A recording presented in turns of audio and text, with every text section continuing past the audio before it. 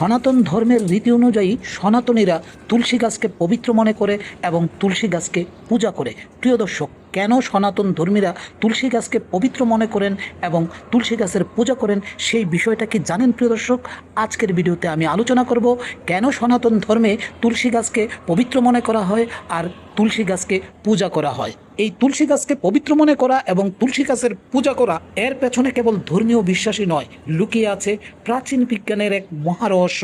জানতে হলে ভিডিওটি শেষ পর্যন্ত দেখুন। হিন্দু শাস্ত্রে তুলসীকে দেবী লক্ষ্মীর রূপ এবং ভগবান বিষ্ণুর অত্যন্ত প্রিয় হওয়ায় তুলসী গাছকে হরপ্রিয়া বলা হয়। পৌরাণিক কাহিনী মতে তুলসী হলেন পরম ভক্ত বৃন্দার প্রতীক। তার ভক্তিতে সন্তুষ্ট হয়ে ভগবান বিষ্ণু আশীর্বাদ করেন যে তুলসী পাতা ছাড়া তার যে কোনো পূজা বা নৈবেদ্য অসম্পূর্ণ থেকে যাবে।